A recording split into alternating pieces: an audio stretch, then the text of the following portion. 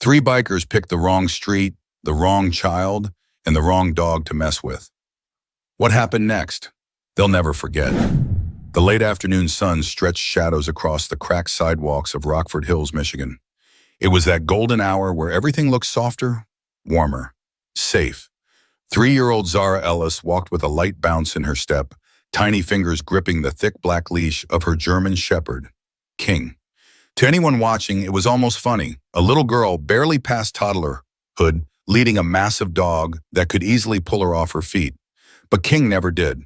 He walked at her pace, his dark eyes scanning their surroundings, ears perked for any unusual sound. He wasn't just a pet, he was her guardian. Her mother, Tasha, had let her walk the last block home from Rosewood Park, keeping a close but relaxed distance behind them. Zara loved her new independence.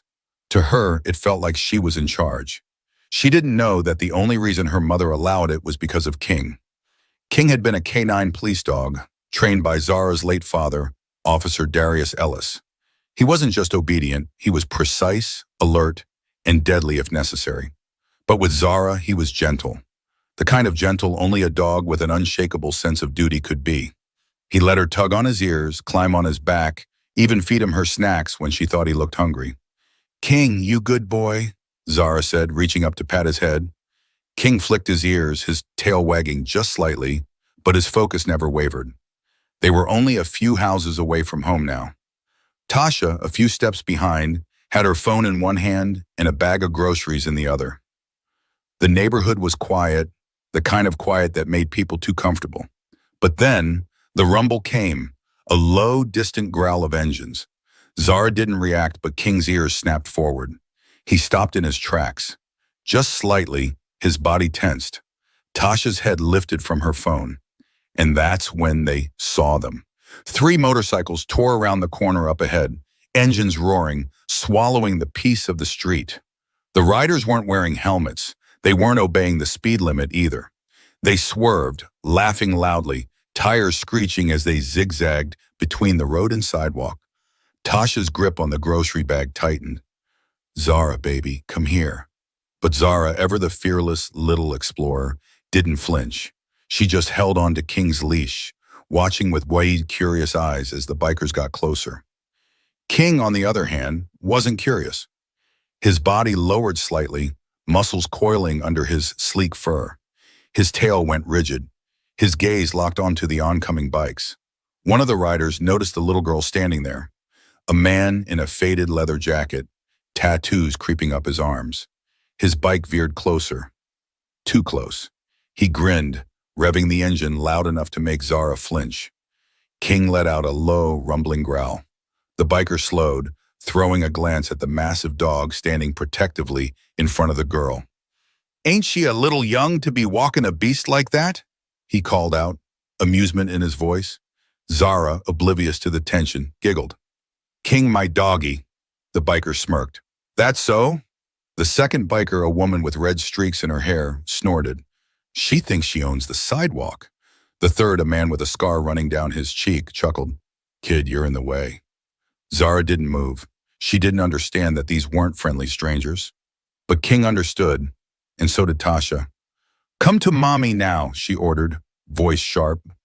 Zara took one tiny step back, but King didn't move. His gaze locked on the riders, chest rising and falling in slow, measured breaths. The biker in the leather jacket laughed. "Damn, that dog looks like it means business." Scarface smirked. "I bet I could take it." The woman rolled her eyes. "Don't be stupid. It's just a mutt." But King wasn't just a mutt. Tasha took another step forward. "Look, we're not in your way. Just go." But the bikers weren't interested in moving on. Instead, Leather Jacket revved his engine again, this time kicking up a burst of dust from the pavement, right in Zara's face. She coughed, her tiny hands swatting at the air. King snapped his teeth, a sharp, warning clack. The atmosphere shifted. The laughter from the bikers died down, if only for a second. Scarface stepped off his bike. "Man, that dog ain't gonna do sh..." But he never got to finish. Because King, still standing completely still, let out a single deep bark. It wasn't a normal bark. It wasn't playful. It wasn't the kind that came from a family pet. It was a command, a promise. Scarface hesitated. His hand twitched at his side. The other two bikers weren't laughing anymore. Tasha's voice cut through the air like a blade. That's enough. Get on your bikes and leave. Leatherjacket smirked again, but there was a flicker of hesitation in his eyes now. Or what? And that's when Zara did something none of them expected. She put her tiny hand on King's head, patting it softly, the way a child does when comforting in their favorite stuffed animal. And then she said, in the sweetest little voice, "Okay, King." And King moved. But something about the way he moved made the bikers freeze. Like a shadow uncoiling, King shifted forward, slow, deliberate, muscles tight under his coat. His head lowered, not in fear, but in calculation. He wasn't barking now. He wasn't growling. He was waiting for the right moment. But the bikers, they had no idea what they had just stepped into. And in the next few seconds, they were going to learn.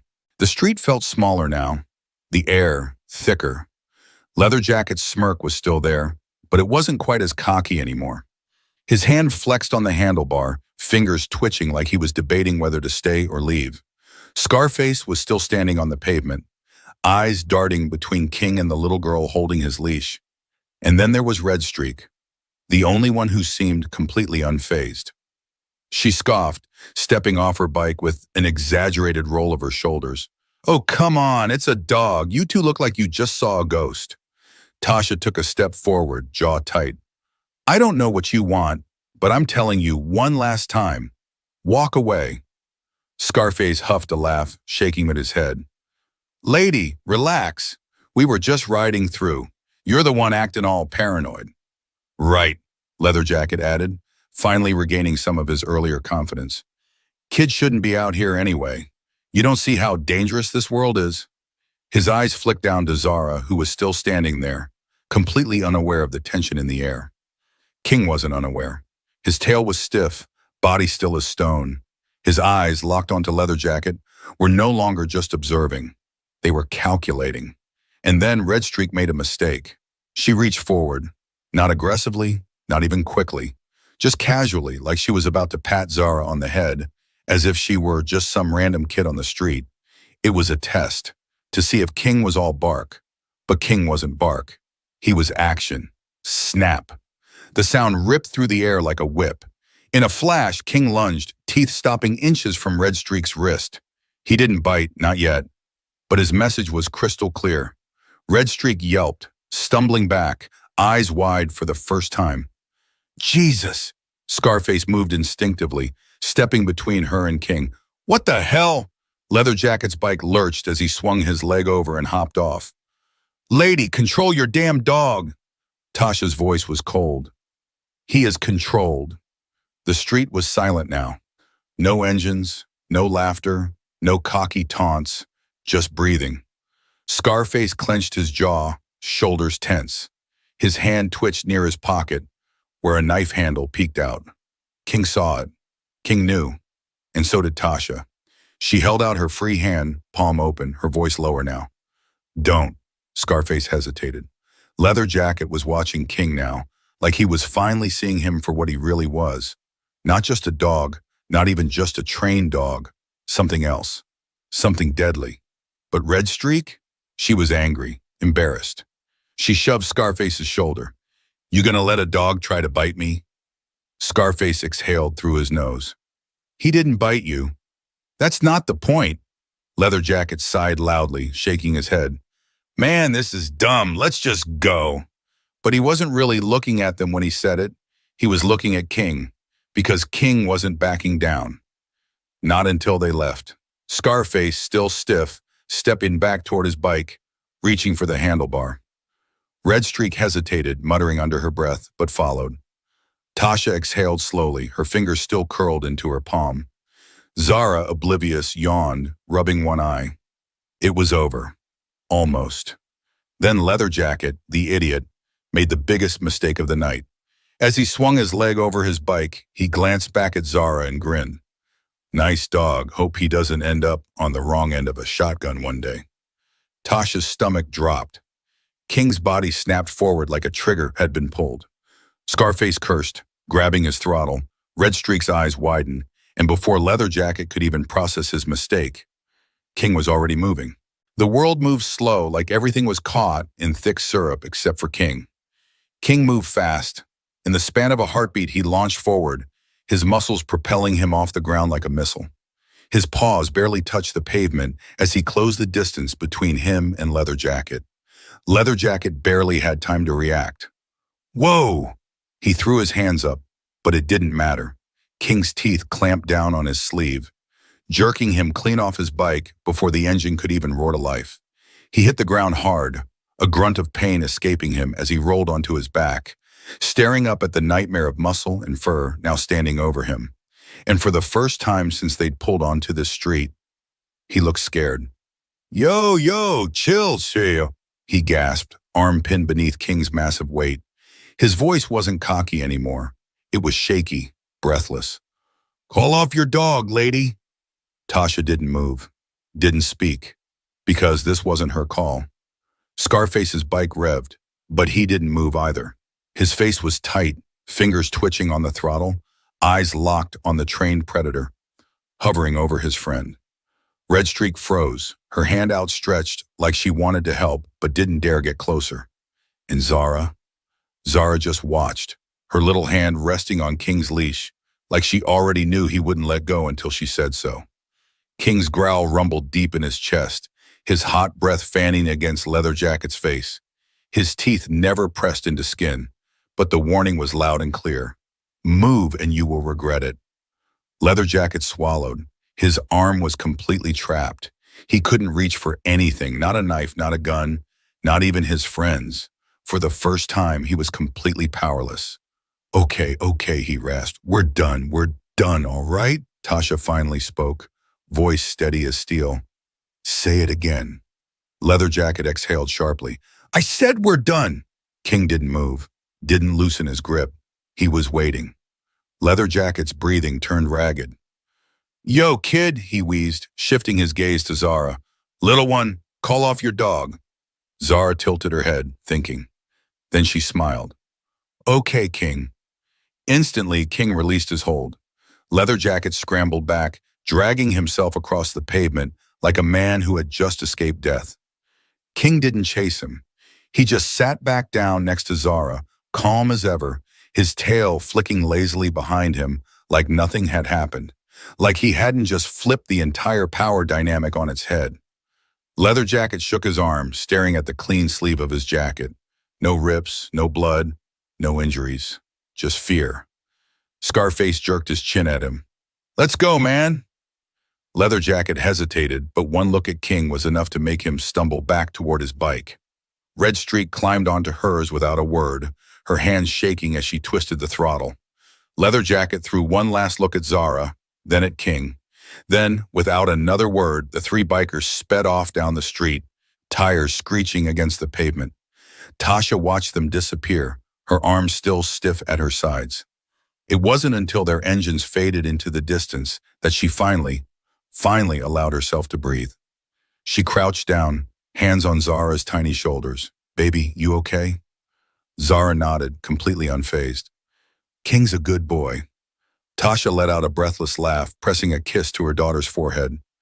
Yeah, baby, he is. But just as she exhaled, sirens. From the distance, red and blue lights cut through the evening sky. Tasha turned toward the street corner, heart hammering. The police were on their way. The sirens got louder, slicing through the night air like a blade. Tasha instinctively tightened her grip on Zara's shoulders, heart racing. She had called the cops the moment she saw the bikers pull their little stunt. But now that they were here, now that they were too late to stop what had already happened, she wasn't sure what to expect. A patrol car swung around the corner, tires humming against the pavement before it rolled to a stop in front of them. King stood up. Not aggressively, not even tensely, just ready. The front door swung open and a familiar figure stepped out. Officer Miguel Ramirez. Tasha exhaled. Thank God. Ramirez had known Darius, her late husband, back when they were both in uniform. He had also been there the day they buried him. If there was anyone she trusted to handle this, it was him. He took one look at the street, the scattered skid marks, the tension still thick in the air, and then at King. His expression didn't change. The only thing he said was, "Who do I need to arrest?" Tasha let out a shaky breath. "They're gone." Ramirez nodded, pulling out a small notebook. "How many?" "3. Names?" "No idea." He turned towards Zara, crouching down so he was eye level with her. "Hey there, princessa. You doing okay?" Zara nodded. "King's a good boy." Ramirez smirked. "I bet he is." King didn't move, but his ears twitched slightly at the sound of Ramirez's voice, a voice he recognized. The officer turned back to Tasha. "You get a plate number?" "No, but I got a good look at them. One of them, tall, skinny, leather jacket, tattoos. The other had a scar on his cheek." Ramirez's expression shifted. "Scar on the cheek?" Tasha nodded. "Yeah, why?" Ramirez exchanged a glance with his partner, Officer Dana Fields, who had just stepped out of the passenger seat. "That's your guy?" Fields asked, holding up her phone. On the screen was a mugshot, the same face that had just been standing on this very street. Scarface. Tasha's stomach dropped. "Who is he?" "I." Ramirez exhaled. "Marlon Decker, wanted in connection with a string of assaults and thefts. We've been trying to pin something on him for weeks, but he's been slipping through the cracks. If he was here harassing you—" "He wasn't just harassing," Tasha cut in. "He was about to pull a knife." Ramirez stiffened. Fields' hand immediately went to her radio. "Dispatch, be advised, Marlon Decker was spotted near Rockford Hills, possibly armed." Ramirez looked back at King. His tail was still, his stance relaxed, but there was something in his eyes, something that told Ramirez exactly what had happened before they arrived. He didn't ask, didn't need to. Instead, he turned back to Tasha. "So tell me, how bad was it?" Tasha hesitated, glancing at Zara, who was now playing with a loose thread on her dress, completely unaware that she had just survived a potentially life-threatening encounter. She sighed, and King handled it. Ramirez lifted an eyebrow. "Handled?" Tasha gave him a look. His lips twitched. "Right." Behind him, Fields' radio crackled. "Unit 12, be advised. Suspect vehicle spotted heading south on Elmwood." Ramirez straightened immediately. "That's them." Fields was already moving back toward the squad car. "We got him?" "Oh yeah, we got him." Ramirez turned back to Tasha one last time. "You good?" Tasha nodded. "Yeah, thanks for coming." He hesitated. Then with a small smirk, he tipped his chin toward King. "Good boy." King wagged his tail. "Just once." Then Ramirez was gone. The patrol car peeling out down the road, sirens blazing as it disappeared into the night. And just like that, it was over. Almost. Because Tasha knew that even if those bikers were caught, even if Marlon Decker ended up behind bars where he belonged, Zara wouldn't remember this night. But King? King never forgets. The night had settled into a deep, uneasy silence. The streetlights buzzed above, casting long shadows over the pavement. But for the first time in hours, there was no tension in the air, just stillness. Tasha let out a slow breath, rubbing her temples. Zara, completely unaffected by everything that had just happened, had started humming to herself, swinging King's leash back and forth like nothing had changed. But something had changed for Tasha, for King, for those bikers who thought they ran this town. She glanced down at King, who was still watching the road where the patrol car had disappeared, his ears twitching slightly, as if he were still processing what had just happened. "You all right, big guy?" she asked softly. King flicked an ear, then turned to her. He blinked once, slow, deliberate, before settling into a relaxed stance. Tasha knew that look. He wasn't tense anymore, but he wasn't forgetting. Not tonight, not ever. She sighed, reaching down to pat his head. "You saved her." King licked his lips, then leaned slightly into her touch. Zara giggled, completely oblivious to the weight of her mother's words. "Mommy, King's my hero." Tasha let out a small laugh, brushing Zara's curls back from her face. "Yeah, baby, he is." But just as she said it, her phone buzzed in her pocket. Frowning, she pulled it out and glanced at the screen. Unknown number. She almost ignored it, but something in her gut told her to answer. She swiped to accept. "Hello?" A voice, a deep, unfamiliar male voice, came through the line. "You're lucky that dog was there." Tasha's stomach dropped. Her grip on the phone tightened. Who is this? A short chuckle, low, mocking. You don't need to know that. Just know we don't forget things like this. The line went dead. Tasha stood frozen, phone still pressed to her ear. King must have sensed it, the shift in her breathing, the stiffening of her shoulders, because he let out a low, barely audible growl. Zara didn't notice. She was too busy twirling in circles, giggling as she made King's leash swing. Tasha's heart thumped against her ribs. They weren't done. Even with the police on their tail, even with King making them run like scared little boys, they weren't going to let this go. Tasha took a slow breath. Then she crouched down, placing both hands on Zara's tiny shoulders, forcing her daughter to look her in the eyes. "Baby, listen to me," she said softly but firmly. "From now on, you don't go anywhere without me. You understand?" Zara blinked. "Not even the park?" "Not even the park," she pouted. "But I like the swings." Tasha swallowed hard, keeping her voice calm. "I know, baby, but we have to stay together, okay? Just for a little while." Zara considered this for a moment, then nodded. "Okay." She turned back to King, patting his head. "You keep us safe, King?" King licked her hand, his tail wagging slightly, and just like that, Zara's worries disappeared. Tasha, though, she wasn't worried. She was furious, because they thought she was just some woman they could intimidate. They thought a phone call in the dark was enough to make her afraid. But they forgot one thing: she wasn't afraid. And she sure as hell wasn't alone. Her eyes flicked down to King, who had once again turned his gaze to the street. Waiting, watching, ready. If they came back, they wouldn't be the ones calling the shots. The night was quiet again, but Tasha knew better now. It wasn't over. People like that, cowards, didn't let things go. They didn't like being put in their place, especially not by a woman and her dog. But she wasn't going to live in fear, and neither was Zara. King sat beside her on the porch as she sipped her tea, staring out at the empty street. Zara had fallen asleep almost instantly, curled up in bed with her stuffed animals. Safe, protected. And King? He wasn't sleeping. Even in the dim porch light, Tasha could see the way his ears flicked, how his gaze lingered on every shadow. He knew. This wasn't just home anymore. It was a battlefield. But King had already made it clear. This was his ground. If they came back, they wouldn't just be dealing with Tasha. They'd be dealing with a trained protector who didn't know how to lose. Tasha reached down, running her fingers through King's thick fur. "We got this, don't we, boy?" King didn't move, didn't wag his tail, but the small, sharp exhale through his nose was all the answer she needed. They weren't scared, they were ready. Because the thing about monsters, they always think they're the ones hunting until they realize they've stepped into the wrong territory. And by then, it's already too late. Never underestimate who you're messing with. Some people don't need to fight because they have already won before it even starts. And sometimes the only thing standing between a predator and their prey is the right kind of protector. If you found this story powerful, share it. Let people know that sometimes standing your ground is the only option.